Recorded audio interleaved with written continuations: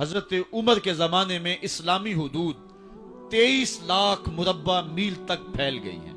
ماوراء نہر کا علاقہ بھی فتح ہو گیا، ادھر آرمینیا تک پہنچے۔ یہ تھوڑے سے عرصے کے اندر عظیمتوں کی کیسی داستان رقم کی۔ اقبال تڑپ کے کہتے ہیں دی ازانے کبھی یورپ کے کلیساؤں میں، کبھی افریقہ کے تپتے ہوئے صحراؤں میں، دشت و دشت دریا بھی نہ چھوڑے ہم نے، بحر ظلمات میں دوڑا دیے گھوڑے ہم نے۔ حکمران تو وہ تھے لوگوں کی دہلیز پہ امن دینے والے، لوگوں کی چوکھٹ پہ جو ہے وہ نور بانٹنے والے۔ حضرت عمر دن کو تخت حکومت پہ بیٹھتے تھے اور ان کا تخت کو سونے زبرجد کا نہیں تھا، مسجد نبوی کی چٹائی تھی، اور سارا دن وہاں بیٹھ کے لوگوں کی باتیں سنتے، اور جب رات کے اندھیرے گہرے ہوتے عمر بھیس بدل کے مدینے کی گلیوں کا گشت کرتے۔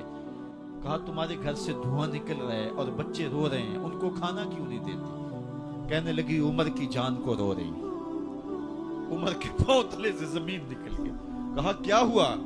کہا 3 دن سے ہمارے ہاں کھانے کے لیے کچھ نہیں ہے، روزانہ بچے روتے ہیں اور میں ہنڈیا کے اندر پتھر ڈال کر کے نیچے سے آگ ڈالتی رہتی ہوں کہ بچے انتظار کر کر کے سو جائیں گے، کم بخت سو بھی نہیں رہے، اور وہ پتھر پکیں گے بھی کیا، اور میں عمر کی جان کو رو رہی ہوں۔ حضرت عمر کا کلیجہ دہلنے لگا، فوراً پلٹے واپس بیت المال میں آئے، گھی کا ایک کنستر لیا، آٹے کی بوری لی، مرچ مسالہ جات بہت کچھ اٹھایا، اپنے کندھے پہ رکھا، بوری اپنی کمر پہ لا دی۔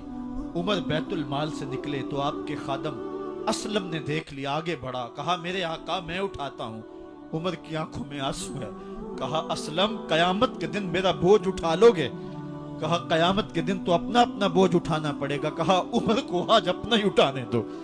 حضرت عمر وہ گھی کا کنستر اور وہ آٹے کی بوری سر پہ اٹھائے ہیں اور اس خاتون کے گھر جاتے ہیں اور دستک دیتے ہیں۔ وہ جب دیکھتی ہے اس کی جان میں جان آ جاتی ہے۔ کہا جلدی جلدی آٹا گوندو، اور عمر سبزی کاٹنے لگ جاتے ہیں۔ حضرت عمر رضی اللہ تعالی عنہ سبزی تیار کر دیتے، ادھر آٹا گند جاتا ہے، اور پھر اوپر چولہا رکھا جاتا ہے، چولہے کے اندر آگ رکھی جاتی ہے، وہ کھانا پکانے لگتی ہے، آگ بجھتی ہے۔ تاریخ نے لکھا ہے آگ بجھنے لگتی ہے، عمر جھک کر کے پھونکے مارتا ہے، عمر جھک جھک کے پھونکے مارتا ہے۔ کھانا پک گیا اور بچوں کے سامنے کھانا رکھ دیا، بچے کھا رہے ہیں۔ اب بچے رو رو کے نڈال ہو چکے تھے۔ حضرت عمر اپنے ہاتھوں کو اور اپنے گھٹنوں کو اور اپنے پاؤں کو زمین پہ لگا کے، جس طرح بکری کا بچہ چلتا ہے، ویڑے کے اندر کبھی ادھر چلتے ہیں کبھی ادھر چلتے ہیں، تاکہ بچے مجھے دیکھ کے خوش ہوں اور دل میں کہتے عمر جتنا رلایا ہے اب اتنا ہنسانا بھی پڑے گا۔ تو کبھی عمر امیر المومنین، یہ میں کسی آج کے جو ہے وہ لوگوں کے ووٹوں پہ منتخب ہونے والے حکمران کی کہانی نہیں سنا رہا، میں اس عمر کی کہانی سنا رہا ہوں جو 23 لاکھ مربع میل کا حکمران ہے، آدھی دنیا کا بادشاہ ہے۔ حضرت عمر جو ہے جس طرح بکری کا بچہ چلتا ہے، اس طرح اپنے ہاتھ اور اپنے گھٹنے زمین پہ ٹیک کر کے جو ہے وہ اس طرح چلتے ہیں۔ بچے عمر کو دیکھ کے مسکراتے ہیں۔ جب بچے مسکرانے لگے تو حضرت عمر نے اس خاتون سے کہا بڑھیا عمر کو معاف کر دے۔ اس نے کہا تو اتنی ہمدردی کیوں کرتا ہے؟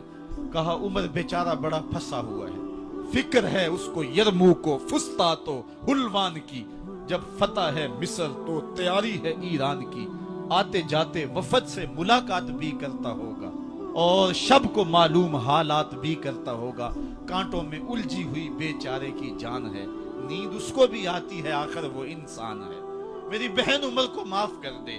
اس نے کہا نانا عمر کی بات میرے سامنے نہ کر، قیامت کا دن ہوگا، عمر کا گریبان ہوگا اور میرا ہاتھ ہوگا۔ جب اس نے یہ بات کہی تو عمر برداشت نہ کر سکے، بچوں کی طرح بلک بلک کے رونے لگے۔ کہا وہ بد نصیب عمر تیرے سامنے ہے، آج ہی کہلا جو کہنا ہے، قیامت کے دن مجھے معاف رکھنا۔ اس نے کہا تو عمر ہے؟ کہا بد نصیب عمر تیرے سامنے کھڑا ہوں۔ میرے عمر کہتے ہیں اگر دجلہ کے کنارے ایک بکری کا بچہ بھی پیاسا مر گیا، اس کا حساب بھی عمر